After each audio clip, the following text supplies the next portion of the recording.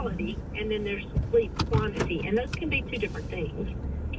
They absolutely can. And Dr. Vicki, how do you see culture weighing in on this? Because we live in a culture that celebrates the go, go, go kind of lifestyle, and we celebrate those who don't sleep. Like, oh, you're accomplishing so much, you're doing so much. And even in today, we have kids' activities that are packed until late at night, sports games or whatever it is. And we just live in a culture that really doesn't prioritize it. And if you say, well, I need to go home, I'm going to bed early, cue all of the jokes, right? And the ribbing and the making fun of the dud in the group or that kind of thing.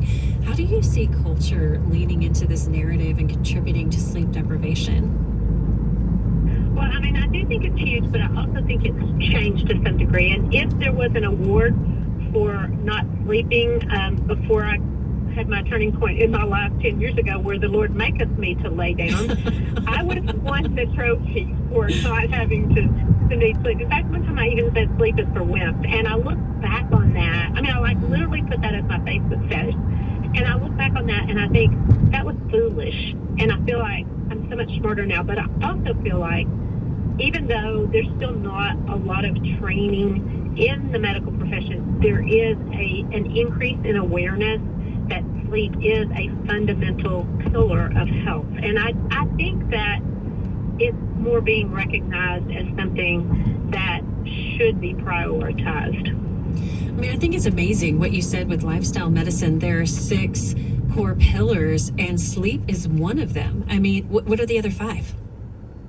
Pop quiz. Nutritional eating, nutritional eating, which is whole food, plant predominant, physical fitness, minimizing exposure to harmful substances, social connectedness, which the Surgeon General has declared loneliness an epidemic, and stress management, and then restorative sleep. Not just sleep, but restorative sleep. Well, what is the difference between those two? Well, you can have, again, it comes down to sleep quality, because you can have adequate sleep quantity, but if you don't have good sleep quality, it's not going to be as good. And there are things that affect the quality of your sleep. People who take medications for sleep, they may have adequate quantity, but they're still not getting good quality.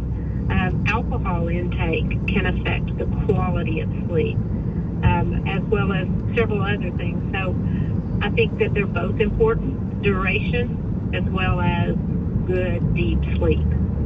I think this is so encouraging because you're right. I do sense a subtle shift in the conversation where we're starting to have more conversation about these elements of holistic health, just the building blocks. Like I said at the beginning of the program, eating well, moving our bodies and exercising and sleep. And I feel like the conversation has advanced a little more quickly on good nutrition. People are willing to talk about that, and people are willing to talk about exercise and, what kind of program they're doing, more than they're willing to talk about sleep. And it is really hard. I think also, Dr. Vicki, the advent of screens and having phones by our bed has just fundamentally transformed the way that we go to bed. It used to be maybe somebody would have a TV in their room and maybe you'd have the TV on, but having the phone, I saw a study that said, I can't remember the exact percentages, but it was a good majority of us. Our phone is the very last thing we touch before we go to sleep, and it's the very first thing that we touch when we open our eyes in the morning. And so we're looking at blue light, which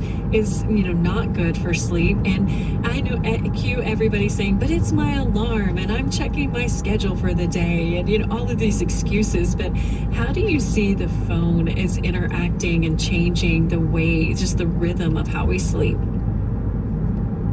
Well, you're right. First of all, that blue light affects melatonin secretion, and what it does is it suppresses it. So, if you wake up in the middle of the night, the last thing you want to do is expose yourself to blue light, because that's actually going to make the problem worse. But I also think that, ironically, the phone can be your friend. If you will play around with the settings a little bit, there is a feature that you can set that will remind you to start your wind down routine, and it will automatically dim your screen at the exact same time every morning and let it brighten back up at the exact same time the next morning.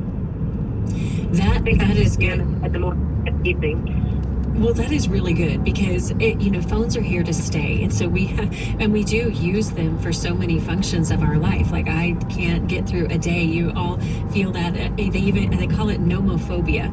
It's a fear of being without your phone, no mobile phone phobia, and everybody knows that feeling. You drive off from your house and wait, where's my phone? Or you start to feel your pockets, where's my phone? Because they are here to stay. But it is really good to see some of those technology elements being acknowledged, and I'm really, really grateful for that.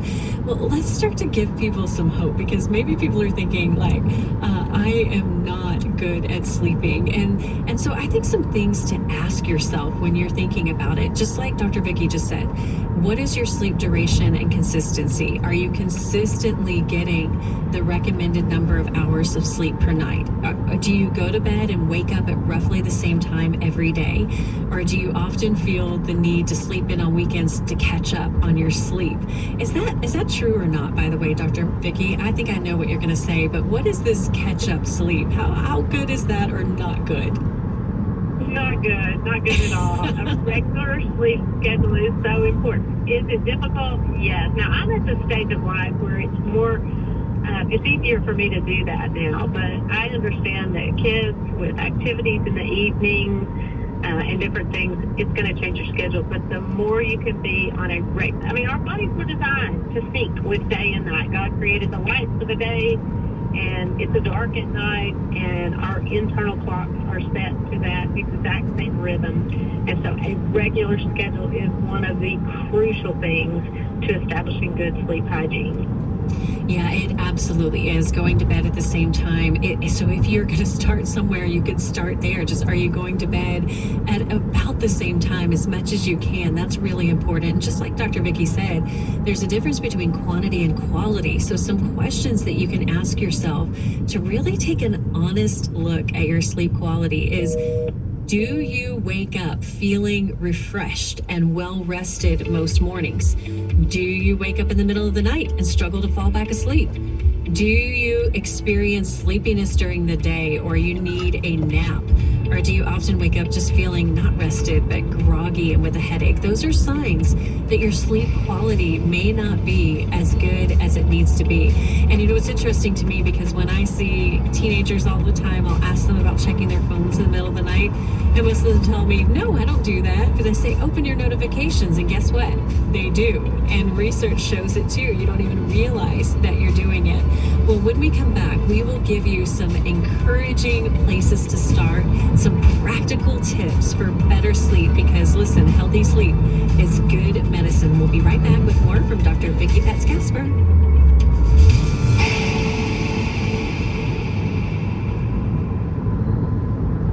The American Family Association's mission is to inform, equip, and activate individuals to strengthen the moral foundations of our culture. We also support the church. Our goal is to be a leading organization in biblical worldview training for cultural transformation. AFA aims to evangelize the lost and disciple the believer. We aim to strengthen biblical marriages and equip parents to raise godly children. Thank you for standing with the American Family Association. When you hear this is American Family News. You know what follows is the truth. Your news from a Christian perspective. Hundreds of teachers are going to have to walk into that school building, and they're forced to swallow political ideology that in many cases violates their very faith and conscience. If you miss it at the top of the hour, American Family News podcasts are available at afn.net, and sign up for our daily news brief at afn.net. Can you be gay and Christian? And what if you genuinely feel like you're trapped in the wrong body? Did God make you this way? Is change even possible? Dr. Michael Brown. Countless people ask me these very same questions. Some of them quite desperate, many of them in tears. Would you be ready to give a godly answer? Each one represents a person or family member or lover who's struggling deeply with their core identity. Satan wants to deceive and destroy God's truth. So we know that what this gay affirming agenda within the church is doing is it's fragmenting scripture, it's dumbing down the Bible. And infiltrate the church with his lies. In his image, clearly and compassionately presents God's truth through Bible teaching, science, and the testimonies of those who know both sides. My dad walked in the door and he said to me, I want to talk with you. And the first words out of his mouth were, "I want to become a woman." Watch it on AFA Stream. Stream.afa.net.